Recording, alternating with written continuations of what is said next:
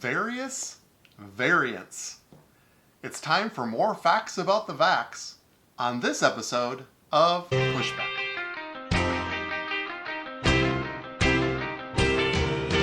Go, go, go, Jonny, go, go, go, Jonny, go, go, go, Jonny, go, go. If you're concerned about the direction our culture is heading, then maybe it's time to push back.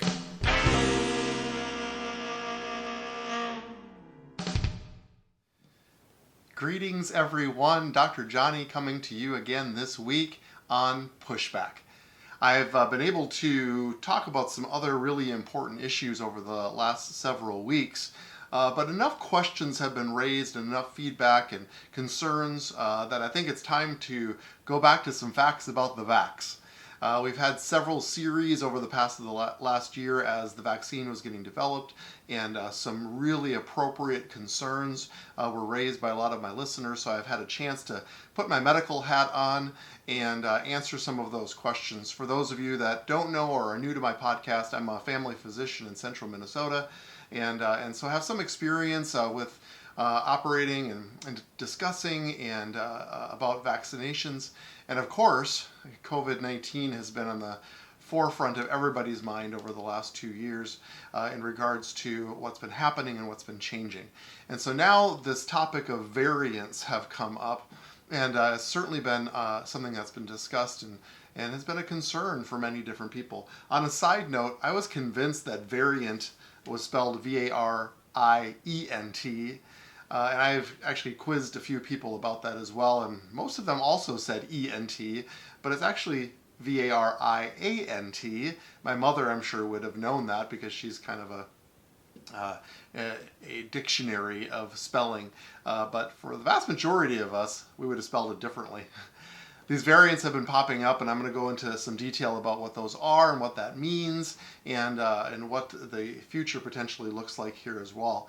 I'm happy to report that the vaccine is rolling out in earnest now as we speak, and seems to really, production seems to be up and running, and so that's encouraging. I'm going to talk about why that's important and why it's critical that we get these out and rolling in great amounts and in a hurry.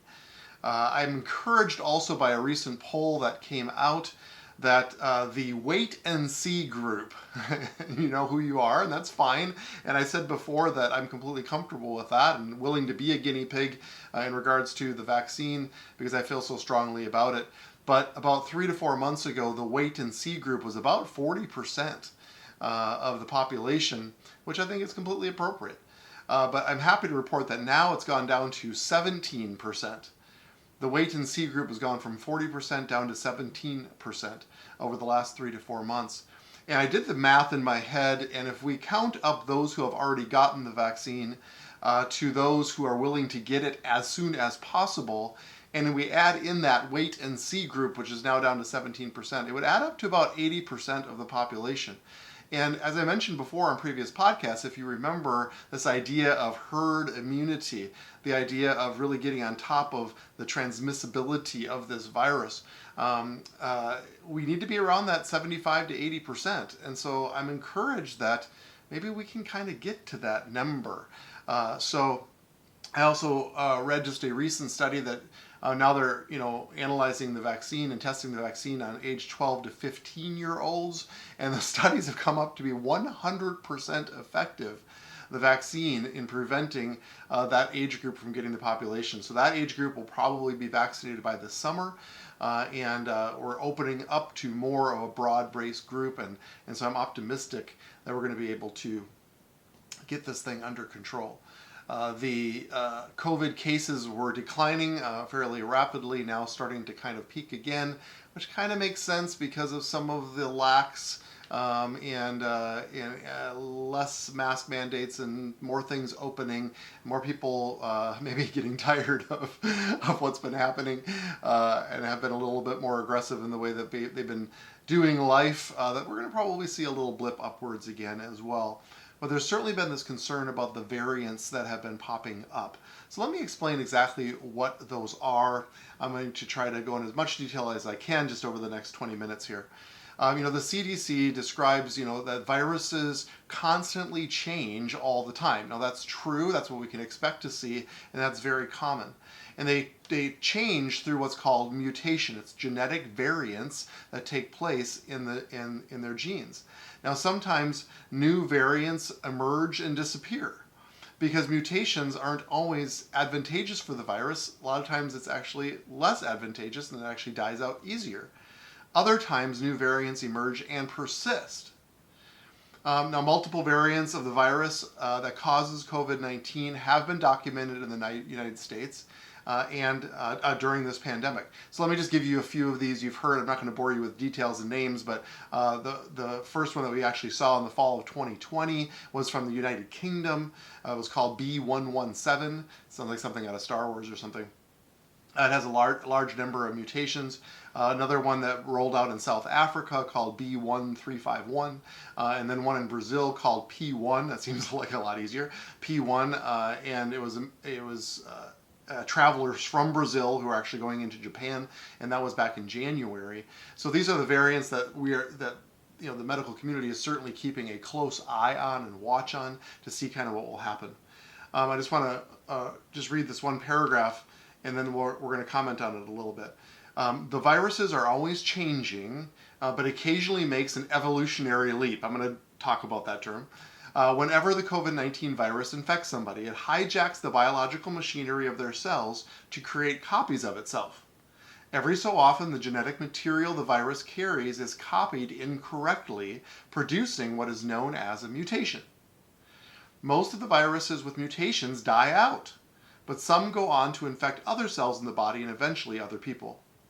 Occasionally, one of these genetic errors can lead to a change that is advantageous to the virus, such as enabling it to get into cells more easily, producing more copies of itself, or allowing it to evade the immune response of people it infects. Now remember, this is common. We see this very often with any type of virus. So this is not unique to COVID-19. I really want people to hear that. It's common that viruses mutate and change and adapt. Of course, the example would be influenza that we see kind of different every year. And that's why we get this flu vaccine booster, basically, as the scientists are evaluating possible changes that could be an issue. So far, studies suggest that antibodies generated through vaccination, this is critical, with currently authorized vaccines, recognize these variants.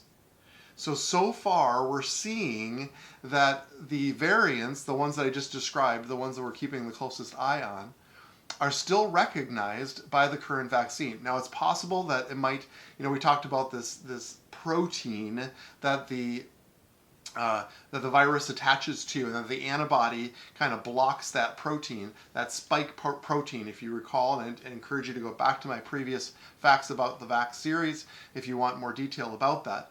And so it's possible that the vaccine and the immune response to the vaccine may not bond as effectively, but the variants with the vaccine have already been shown and proven in tests and studies that they still have a less severe response, less ICU admissions, and decreased deaths. Isn't that what we want? So the vaccines still are very effective, even against these variants, so far. And so we'll have to keep watching about this. Now, I want to go on a quick little rabbit trail, and hopefully I don't run out of time, but I want to explain the first sentence in this paragraph that I just read. The virus is always changing, but occasionally makes an evolutionary leap. I want to be super clear to my listeners because you know how I feel about evolution. This is not evolution. When we can have changes within our genetic makeup, and viruses are a great example of a rapid, recognizable change that we can see very quickly. But that's called variation, and that's called even adaptation that we can see within a species. And that's where Darwin honestly got off track, because he didn't understand the fullness of genetics at the time. And so when he was looking at the birds on the Galapagos Islands, he was seeing variation within a species. Now, for evolution to be evolution, one species needs to change into another species. So if viruses were changing into something that wasn't a virus, now that would be evolutionary news. It's never been seen in history, it's never been reproduced currently, and we're never going to see it in the future because evolution doesn't happen. It doesn't happen as a species change, where one thing changes into another. In fact, as we just described, what changes in our genetics in variation and adaptation is actually what's called a mutation, which is usually a loss of information. Could you imagine between going from a simple molecular structure all the way up to a super complicated human being, how much added genetic information would need to be required for that to happen?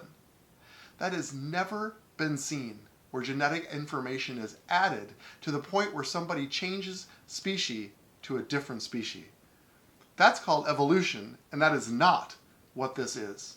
Some people might call it microevolution, and I'm okay with that term, but that's a term that takes place within a species, microevolution. I believe that happens. We're seeing it right now in real time with these viruses. But it is not macroevolution, where one species changes into another species. We've never seen it. It's never been reproduced, and it can't happen. And so please understand, because you're going to see this a lot in regards to variants and the variations of these viruses. And everybody, including the article I just read, is going to tout that this is evolution before your eyes. It is not. So thank you for that little rabbit trail. I think it's important that we make that distinction and understand the difference. For those who have been following this closely or have been concerned about the variants, there is a Dr. Van den Bosch, and he's he's a European specialist. He's a virologist, and he has been making quite a stir, especially among the anti-vaccination group, warning that the world is creating an uncontrollable monster, is his quote, and turning vaccines into a, begin quote, a bioweapon of mass destruction, end quote. And so he's making kind of a lot of wild claims and saying that he's not being heard, although there's been millions of things written about him, and many physicians, including myself, have gotten information from concerned listeners and patients regarding the things that he is claiming and saying. So let me just tell a little bit about what he is claiming and saying. And I think it's important to understand that he is a veterinarian. Now, I'm not trying to dishonor the man. I don't think he should be silenced or censored or put down because of that. He is a virologist. That's more than I can say. And so he does have knowledge of the way things work. But let me just tell you a little bit of what he's claiming. Now, he believes that clinicians and scientists are only focusing on short-term results at the individual level and not the consequences of at the global population level, which he believes will soon become evident. Now, evident in the form of having transformed a quite harmless virus into an uncontrollable monster. So I don't know if he hasn't been paying attention, but the COVID virus has been quite serious and has caused millions of deaths, and so I would not be comfortable claiming it as a quite harmless virus. In his presentation, he warns that the COVID vaccines cannot control replication of more infectious COVID variants, and therefore may drive what's called immune escape. He explains that innate immunity is crucial in halting the cycles of mutations and infections. So a lot of the claims that Dr. Van den Bosch is making is that only our innate immune system can create sort of this memory immunity, where we can really foster a strong enough immune system to not only take care of things currently, but in the future as well. And what he's claiming is that vaccines don't prevent or reduce asymptomatic transmission or viral replication in those who are vaccinated. Now, that claim is just simply not true. In fact, it's quite the opposite, and ironically, the claims that he is is actually making the case to get vaccinated. This Dr. Ho, who's from Columbia University at Irving Medical Center, he echoes what a lot of us feel in the medical community. Let me just read his statement. If the rampant spread of the virus continues and more critical mutations accumulate, then we may be condemned to chasing after the evolving SARS-CoV vaccine continually, or virus continually, as we have done for as for the influenza virus, Ho says. Such considerations require that we stop virus transmission as quickly as feasible by redoubling our mitigation measures and by expediting vaccine rollout. So here's two scientists, Dr. Vanden Bossche, saying that really what we should do is halt immediately vaccinations because they can't stop viral replication, and they promote asymptomatic transmission of the virus. So that actually creates more opportunity for the virus to replicate. And the more often it replicates, the more likely it is to mutate. And the mutations then increase the chance of these variants. This Dr. Ho, in contrast, is saying because there is that chance of increased replication, the longer the virus stays around, we need to, as quickly as possible, vaccinate as much people as quickly as possible so as to lower the pool of possible replication. Hopefully I didn't lose you there. There's two conflicting conclusions.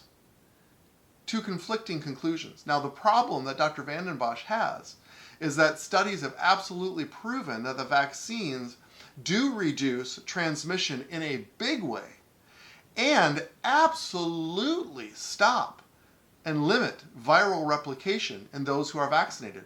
It's exactly what it does. We talked about this. It creates the antibodies to the spike protein so that the virus cannot get into your cells, so the virus cannot replicate. It's exactly what viruses do. And Dr. Vanden Bossche creates this idea that there is no lasting benefit from that, where actually studies have shown that vaccines themselves actually create and boost this T cell response, which is that lasting response, and creates more of a vigorous response in your innate immune system. So vaccines stop replication and increase your ability to fight this virus in the future, which is exactly what we want. It's a win-win situation. So this Dr. Ho is absolutely right. And the idea is the longer that COVID stays on this earth and is around and is replicating and has hosts to replicate in, the more likely it's going to be to create these mutations and variants. So as I said before, Dr. Vanden Bossche is actually making an argument for vaccination, but is making a false claim that the vaccinations don't do exactly what they actually do. So we don't want to partially vaccinate, because that would create a situation that Dr. Vanden Bossche is talking about, sort of this pseudo immunity where the vaccines still have chance to replicate in somebody who is asymptomatic. So once you start and you get that first vaccine, if you're doing a 2-series vaccination, make sure that you get the second one. It is critically important. But the key to vaccination is that we lower the overall pool of those of us who have the virus, could get the virus, extenuating the virus, so that the degree of variants actually decrease. And, of course, as I said before, the vaccine seems to be effective against the variants for now. So let me just talk about 3 things that is important and hopefully will encourage you as we go forward and we're facing this idea of variants or maybe even new variants popping up here in the future. Now, first of all, number 1, I want to say that variants are not new strains of viruses. Some news reports have described these new versions of COVID-19 as strains. It's actually more accurate to describe them as variants, because it's still the COVID-19 virus, just with some variation. So we can learn about the way that we talked about it, but it isn't an important distinction that we're not creating some new monster virus. Number 2, sequencing has played a crucial role in tracking new variants. We are living in a crazy time of scientific advancement. In the COVID-19 pandemic, compared to past pandemics, the level of scientific scrutiny that has been brought to bear on the virus, thanks to genetic sequencing, is amazing. We've sequenced the viral genetic code in samples taken from patients, and this has allowed experts to track the virus. And when it spreads quickly or they spot a new variant and they emerge, then we have this genomic surveillance system already in place.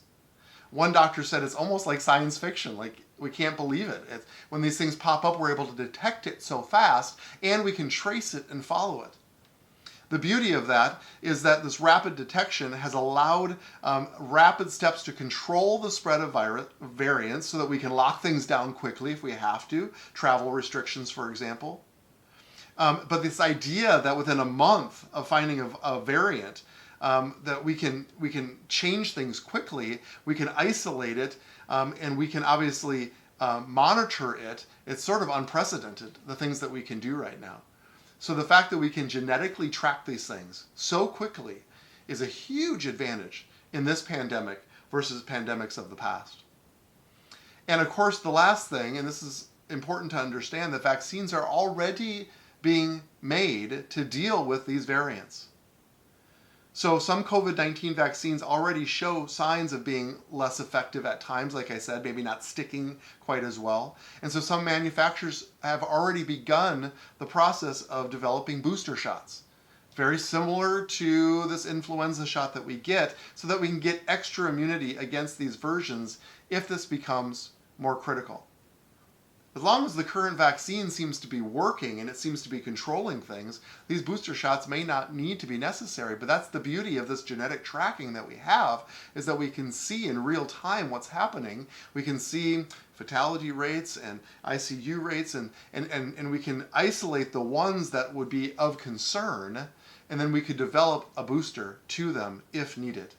So I want to put your mind at ease that even though these variants sound scary, like the scientific community seems to really be on top of it and is able to track it in real time. There's a growing list of variants under investigation, and it's likely some of these will become variants of concern. That's the word they use, variants of concern. If the virus changes enough to be able to avoid the immune systems of those who have received vaccines, then antiviral treatments could be a crucial way of controlling the disease until the new vaccines can be developed.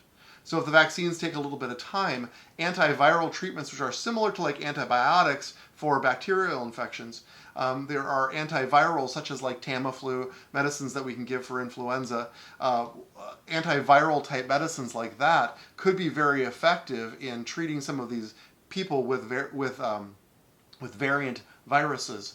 And that could really help them from a treatment standpoint as well. So there's a lot of things on the horizon that will take care of this, but the key in the short term, if you haven't heard me say this before, is to get vaccinated.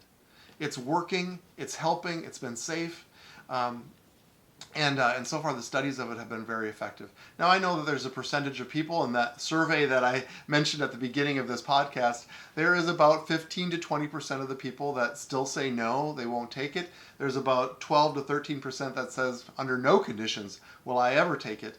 And that's okay, and this is why we have these discussions. I just want informed decisions. That's all I'm asking. And so far things seem to be going as expected in regards to vaccination. And I wanted to bring up this issue of variants because I know it's been on people's minds. And of course we'll watch it as things go forward. And there's some things that are unknowable at this point because this is a new virus and we're tracking it and learning so much each and every day.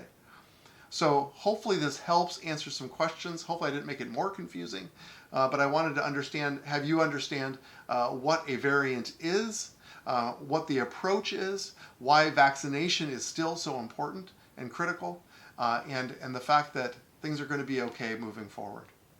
So hopefully that gives you hope and life as we enter into this new chapter and this new year in 2021, dealing with this COVID-19 virus. Thanks for hearing me in this. I really appreciate it. And once again, I'm not afraid of your questions. This whole podcast came from those who have been responding and asking really appropriate, knowledgeable questions that they're concerned about. I'm happy to answer them. I will never shame you or make you feel bad about it. And if you disagree with me, I honor that as well. So I ask you to leave feedback, gofam.org, as well as pushbackculture.org. Pushbackculture.org. You can leave a response there, and I'd be happy to hear from you and get back to you as well. So thank you for your time again this week. I look forward to talking to you next week. So now let's go together to set and shape the culture.